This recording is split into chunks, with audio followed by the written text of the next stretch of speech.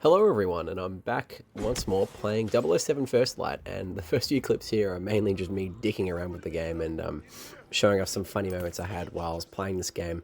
But I did want to get a video out for this game, despite the challenges of it being very heavy with its story, and it's very well sequenced, almost like a movie really. I didn't realize where the meat of this video is was so late into the game, and there's no spoilers, and not much spoilers anyway other than what levels you're going to be seeing, but I sort of went into this game expecting it to be a bit like Uncharted. Like, I don't know, it was pitched as a bit like Uncharted with a bit of Hitman gameplay, but what I ended up coming away with was it's not quite Hitman Lite.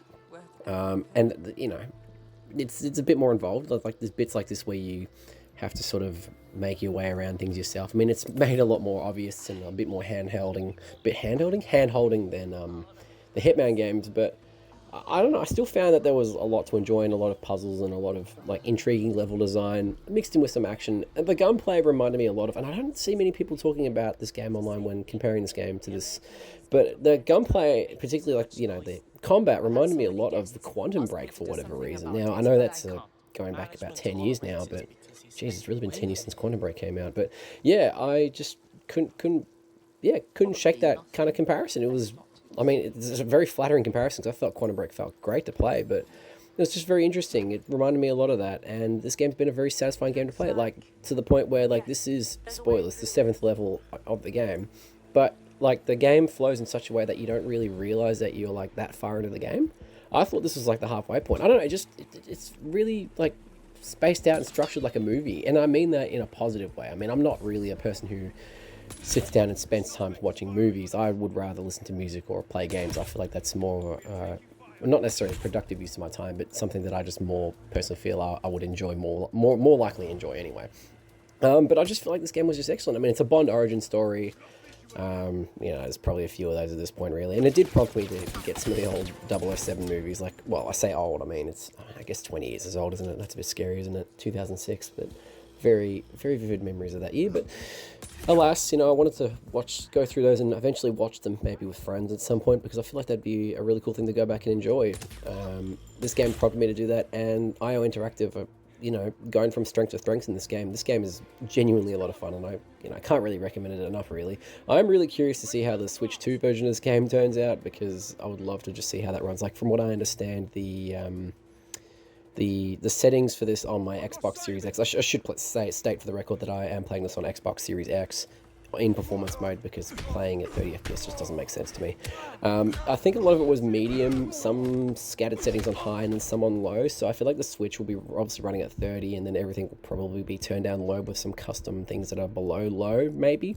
But I'm really eager to see how that game turns out on the Switch too, because I think this game, just with how movie-like it is, but how action-adventure it is, how much of an action-adventure it is, sorry, I just feel like it would just naturally just translate really well on that system, playing it on the go, playing for a little bit and then coming back and enjoying the puzzles, enjoying the gameplay, and enjoying the, it's not escalations, it is escalations. I think it's called escalations, I forgot. Bear with me, I've been very sick for the last 2 weeks. I've been coming and going from feeling pretty good to, like, last couple of days, been feeling probably the worst I've felt illness-wise in a good number of years. Probably worse than when I had COVID, because I did end up eventually getting COVID. And yeah, what I've had lately has been really nasty, so do bear with me if I cough or if my throat sounds a little bit, my voice sounds a little bit more raspier than normal. My throat has, like, genuinely taken a huge beating here. I've had really nasty coughing fits, but going on about this game a bit more, I just love the visual representation, like the visual presentation, sorry. I just think this game looks fantastic for it is, and it's holding up. Like, the Xbox Series X, PlayStation 5 hardware is aging like fine wine, in my opinion. I think the SSD, the AMD Zen 2 CPUs and stuff like that, they're all holding up really well. I know Unreal Engine 5 is a bit sloppy, a bit rubbish, but I feel like games like that running on, like, the Glacier engine and whatever Ubisoft is using these days, Anvil Next and all that good stuff, everything is aging really well on there, particularly with performance modes and particularly in 1080p. I mean, I still run my Xbox Series X on a 1080p TV, and games like this, with all the negative news that we're having with layoffs and AI in gaming, and just there's a lot of negative discourse, and it's not there unwarranted. There's legitimate reasons to be pessimistic and negative about the future of gaming spaces as we know it. It's just nice to have some. I mean, I know this only came out about a month and a half ago, but when this game came out, it was at a really good point in my life. Even if it was a brief period, that was really nice and, you know, just cozy. I will say that games like this are incredibly welcome, and I wish we did get more of these games, because it does remind me a little bit of the peak Xbox One, PlayStation 4 era, which was arguably 2015 to 2019, really, where it felt like there was still, like, the ambition from the 360 PS3 era still, you know, had subsided somewhat because of ballooning budgets and whatnot, but it still felt like that there were a lot of studios having a crack at it. There was still a lot of money being put into the gaming industry and trying out new things and giving us new experiences that, even if we couldn't fully appreciate, there was at least, you know, some effort put into it, and, you know, there was a bit of attention and love put into it.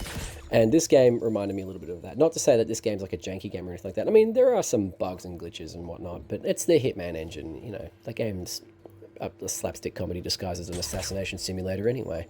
But just with how polished this game is and how good it looks and just how well it runs, it's nice to have that as a bonus as well. And on top of that, it is a genuinely good game. I think the story beats are really interesting. I'm gonna say this for a third time, but the way it flows like a good quality movie, like a well scripted, well thought out, well paced movie, is something that I really appreciated, because it kept you engaged in a story sense, but also in a gameplay sense. And I don't think a lot of those games that try to go for both of those necessarily nail that. But in this instance, I feel like it did a really good job of that. And for that reason alone, I'd say it's absolutely worth it. Even if it's not on sale, like, you know, even if it's, you know, like $20 off or something like that, it's worth it. From what I know, though, the PC version is pretty CPU heavy, from what I understand. Or is it CPU light and GPU heavy, or is it the other way around? Anyway, it's one of the two. But it runs seemingly quite fine on PC, which is unlike a lot of modern PC games these days. A lot of remakes tend to run pretty awfully, but or even just new games in general. So this is a nice breath of fresh air. Anyway, I don't know where I was saying that. I don't know where I was going with that. I thought I said it the wrong way there, but I said it right. But yeah, it's just a bit of gameplay and a bit about me talking about 007 First Light. It's a bit of an incoherent video, but as I stated earlier, you know, I've been really under the weather, and I've been more trying to survive and just trying to get through this very turbulent period again. Funny how we kind of land back on these things, don't we? Of course, the last clip tonight is arguably some of the most action-heavy gameplay of the night.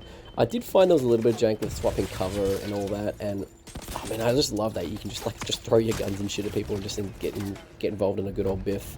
Again, how dynamic the combat is something that I really appreciate, and again, it's gonna be so much fun playing this again. I was thinking about playing this again later tonight, but it's getting a bit late. I think I just need to wind down after a busy day, but that's alright. I'll leave it there, guys. I hope you enjoyed tonight's video. Sorry it's a little bit incoherent, a little bit inconsistent. I kind of just wanted to give my thoughts out on this game and the gaming space as a whole in recent weeks, recent months. Hope you enjoyed it, guys, but I'll see you in the next video. Bye for now.